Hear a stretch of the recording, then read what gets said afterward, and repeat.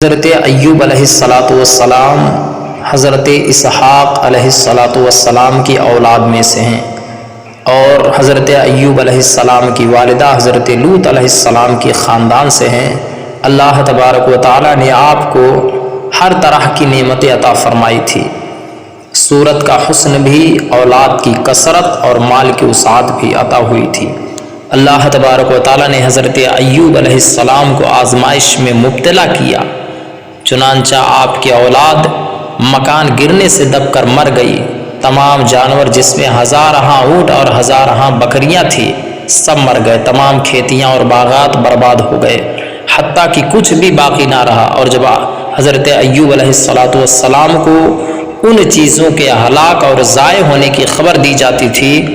تو حضرت ایوب علیہ السلام اللہ تبارک و تعالیٰ کی حمد بجا لاتے اور فرماتے تھے، میرا کیا ہے، جس کا تھا اس نے لے لیا، جب تک اس نے مجھے دے رکھا تھا میرے پاس تھا، جب اس نے چاہا لے لیا۔ سبحان اللہ، 100 بار سبحان اللہ۔ سوچئے مسلمانوں، آج ہم پر کوئی چھوٹی سی مصیبت آ جاتی، پریشانیاں آ جاتی ہے تو ہم واویلا کرنے لگتے ہیں، اور بعض لوگ تو ایسے ہیں اللہ تبارک و تعالیٰ کی شان میں نازیبا کلمات بھی کہہ دیتے ہیں۔ پیارے انبیاء کرام علیہ الصلاۃ والتسلیم پر جو مصیبتیں پریشانیاں آئیں، جو آزمائش ان پر آئی، ہماری آزمائش، ہماری پریشانیاں اس کے سامنے کچھ بھی نہیں ہے پیارے۔ اس لیے صبر و شکر سے کام لینا چاہیے۔ حضرت ایوب علیہ السلام نے فرمایا، جس کا تھا اس نے لے لیا، میں اس کا شکر ادا کرتا ہوں، اور حقیقت یہ ہے کہ اس کا شکر ادا ہو ہی نہیں سکتا۔ آپ فرماتے ہیں، میں اس کی مرضی پر راضی ہوں۔ اس کے بعد حضرت ایوب علیہ السلام بیمار ہو گئے، تمام جسم شریف میں آبلے پڑ گئے اور بدن مبارک سب کا سب زخموں سے بھر گیا۔ اس حال میں سب لوگوں نے چھوڑ دیا، البتہ آپ کی زوجہ محترمہ جن کا نام رحمت ہے، آپ نے نہیں چھوڑا اور وہ آپ کی خدمت کرتی رہی۔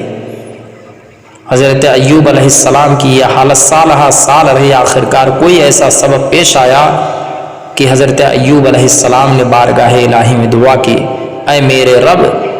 بے شک مجھے تکلیف پہنچی اور تو سب رحم کرنے والوں سے بڑھ کر رحم کرنے والا ہے۔ یہاں پر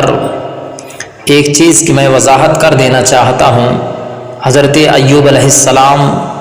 کی بیماری کے بارے میں عام طور پر لوگوں میں مشہور ہے کہ معاذ اللہ رب العالمین آپ کو کوڑھ کی بیماری ہو گئی تھی۔ بعض غیر معتبر کتابوں میں آپ کے کوڑھ کے بارے میں بہت سے غیر معتبر داستانیں بھی تحریر ہیں، مگر یاد رکھو کہ یہ سب باتیں سر تاپا بالکل غلط ہے، اور ہرگز آپ یا کوئی نبی بھی کبھی کوڑھا اور جذام کی بیماری میں مبتلا نہیں ہوا، اس لیے کہ یہ مسئلہ متفق علیہ ہے کہ انبیاء کرام علیہ السلام کا تمام ان بیماریوں سے محفوظ رہنا ضروری ہے جو عوام کے نزدیک باعث نفرت و حقارت ہو، کیونکہ انبیاء کرام علیہ السلام کا یہ فرض منصبی ہے کہ وہ تبلیغ و ہدایت کرتے ہیں، تو ظاہر ہے کہ جب عوام ان کی بیماریوں سے نفرت کر کے ان سے دور بھاگیں گے تو بھلا تبلیغ کا فریضہ کیوں کر ادا ہو سکے گا۔ الغرض حضرت ایوب علیہ السلام ہرگز کبھی کوڑھ اور جذام کی بیماری مبتلا نہیں ہوئے، بلکہ آپ کے بدن پر کچھ آبلے اور پھوڑے پھنسیاں نکل آئی تھی، جس سے آپ برسوں تکلیف اور مشقت جھیلتے رہے اور برابر صابر و شاکر رہے، اللہ کا شکر ادا کرتے رہے، صبر سے کام لیا۔ یوں ہی اسی طرح سے بعض کتابوں میں جو یہ واقعہ مذکور ہے کہ بیماری کے دوران حضرت ایوب علیہ السلام کے جسم مبارک میں کیڑے پڑ گئے تھے، معاذ اللہ رب العالمین، 100 بار معاذ اللہ۔ جو آپ کا جسم شریف کھاتے تھے یہ بھی درست نہیں ہے، کیونکہ ظاہری جسم میں کیڑوں کا پیدا ہونا بھی عوام کے لیے نفرت و حقارت کا باعث ہے، اور لوگ ایسی چیز سے گھن کھاتے ہیں۔ لہٰذا خطبہ حضرات اور واعظین کو چاہیے کہ وہ اللہ تعالیٰ کے پیارے نبی حضرت ایوب علیہ السلام کی طرف ایسی چیزوں کو منسوب نہ کریں جن سے لوگ نفرت کرتے ہوں، اور وہ منصب نبوت کے تقاضوں کے خلاف ہے۔ یہاں یہ بھی یاد رہے کہ اللہ تبارک و تعالیٰ اپنی بارگاہ کے مقرب بندوں کو آزمائش و امتحان میں مبتلا فرماتا ہے، اور ان کی آزمائش اس بات کی دلیل نہیں کہ اللہ تبارک و تعالیٰ ان سے ناراض ہے، بلکہ یہ ان کی اللہ تعالیٰ کی بارگاہ میں عزت و قرب کی دلیل ہے۔ حضرت انس رضی اللہ تبارک و تعالیٰ سے روایت ہے، حضور اقدس صلی اللہ علیہ وسلم نے ارشاد فرمایا، بڑا ثواب بڑی مصیبت کے ساتھ ہے۔ اور جب اللہ تبارک و تعالیٰ کسی قوم کے ساتھ محبت فرماتا ہے تو انہیں آزماتا ہے، بس جو اس پر راضی ہو اس کے لیے اللہ تعالیٰ کی رضا ہے، اور جو ناراض ہو اس کے لیے ناراضی ہے۔ جب حضرت ایوب علیہ السلام نے رب تبارک و تعالیٰ کی بارگاہ میں دعا فرمائی تو اللہ تبارک و تعالیٰ نے حضرت ایوب علیہ السلام کو دعا قبول فرما لی، اور انہیں جو تکلیف تھی وہ اس طرح دور کر دی کہ حضرت ایوب علیہ السلام سے فرمایا آپ زمین میں پاؤں ماریے۔ انہوں نے پاؤں مارا تو ایک چشمہ ظاہر ہوا،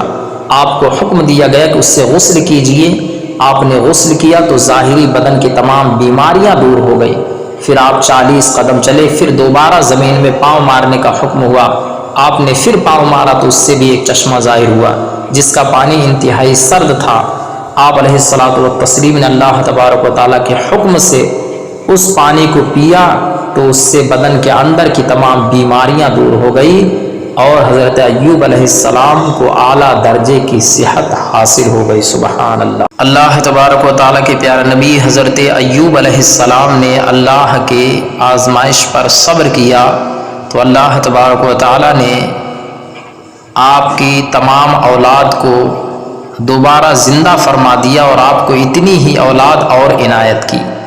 حضرت عبداللہ ابن عباس رضی اللہ تبارک و تعالیٰ عنہما کی دوسری روایت میں ہے